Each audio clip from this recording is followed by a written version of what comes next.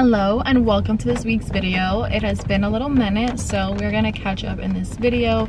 There is a lot to talk about. So the reason I haven't posted for a few weeks was because a few weeks ago our baby caught RSV. We ended up having to stay in the hospital for 5 days, and it was a very hard and exhausting time. This is the only clip I'm gonna share from that experience. I really tried to stay positive and grounded during all of it, but I was very drained.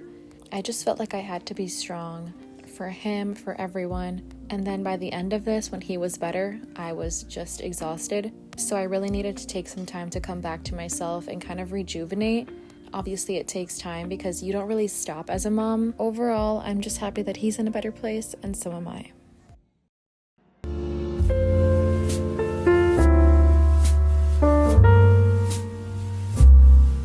I am now about 11 weeks postpartum, and I feel a lot more adjusted.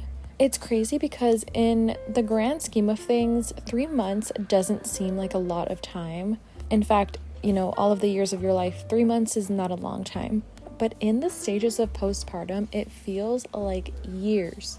I'm not gonna lie, this has been like the longest 3 months of my life. It's been the best, but I'm not gonna sit here and tell you that it was easy or a quick adjustment. Everybody's journey is different. Your journey could look so much more different than mine. I'm just telling you where I'm coming from. This was hard. It's still hard. But the fact that I've done it means that it is doable.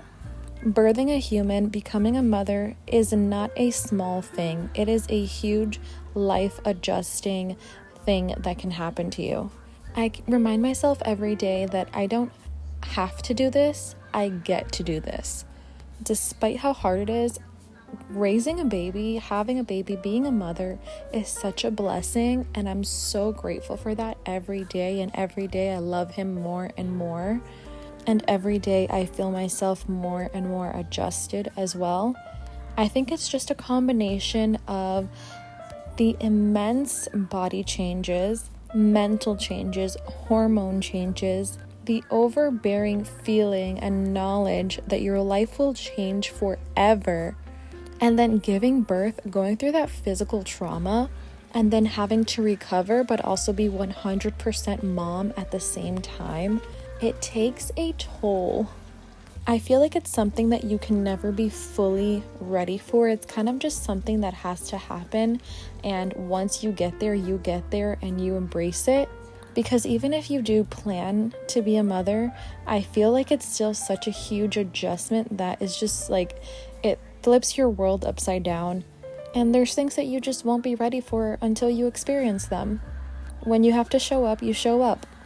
Now, I say all of this and I'm not trying to be negative. I'm just trying to be real that the fact is that this is a very difficult thing to go through, but it's something that I'm really looking forward to going through again. I'm not saying I'm looking forward to being sleep deprived, but I totally understand why moms have more kids. It's just the most beautiful, unique, loving experience I have ever experienced. And of course, I'm looking forward to going through that again, bringing new life into this world and giving our baby a little sibling. Now, I'm not trying to get ahead of myself, so I'm going to change the subject.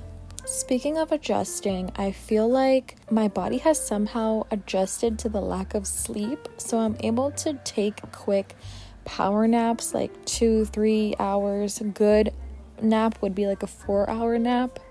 Since I've kind of been sleeping in increments since leaving the hospital pretty much, even at the hospital, my body has gotten very used to running on small hours of sleep. So I guess that kind of works, and our bodies are really smart and will fight for us in survival mode if we need it. Okay, let's talk about pumping and breastfeeding. I am currently doing both. I have taken a long time to work on my supply, and I'm really happy with where I'm at. I don't want to be any higher or any lower in my supply than I currently am. I feel like I get enough and then some extra. If we're being really technical, I guess I would have an oversupply because I do make more than my baby eats in a day. Like, I'm not a quote-unquote just enougher. but my supply is also nothing extreme. This was something that I also struggled with in the beginning. I would get very emotional, feeling like I am not producing enough for my baby, and it was just very stressful in general. There was a point that I was super close to quitting actually, but I wanted to give it one last really good try, and eventually I was able to reach a better place with it. I again looked at it as something that I get to do, not something that I have to do. Every time I would pump or breastfeed, I would originally think, oh my gosh, this is taking so long. How long is this gonna take? Like, I've been sitting here, I'm so tired, this is so draining. I really had to shift my thoughts. And when I can't shift my thoughts into something positive, I honestly just distract myself. And it's helped a lot with my progress.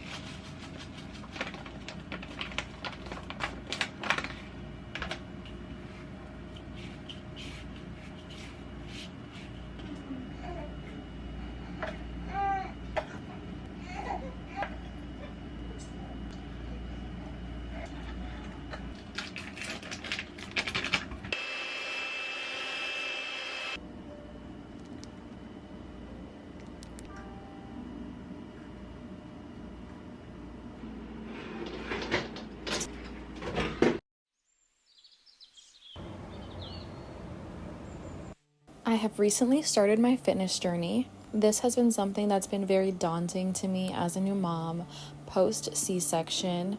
Obviously, I underwent a very big surgery, and it's been very intimidating getting back into the world of fitness, getting back into shape, because I just didn't know what I should or shouldn't do. I did look up some things online so I could kind of have an idea, but still I wasn't very clear. So for now, I am taking it easy. I'm not going crazy. I'm not doing intense workouts every single day. But when I feel up for it, when I feel like I'll have the time to really dedicate myself, I'll go for it.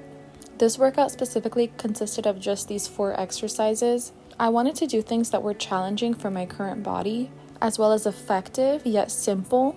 Right now, the goal is to just get my heart rate up, start working on my strength again. And this way I'll start feeling a lot better in my body, because I honestly did reach a point where I started to feel a little bit uncomfortable with myself. And as much as I talk about loving your body through every stage, I think this is a very natural feeling. I basically just want to have continual grace on myself, because I did go through a lot, and it is going to take me a lot to get to where I want to be. And honestly, giving myself this time to work on myself feels like a really nice hug to myself. So I'm really proud of myself for that. And getting into what I think is the most important part of postpartum, food. You need to take care of yourself. You need to nourish your body, but you don't have a lot of time to do that. So cooking in bulk is going to be your best friend. It's been my best friend, an absolute lifesaver.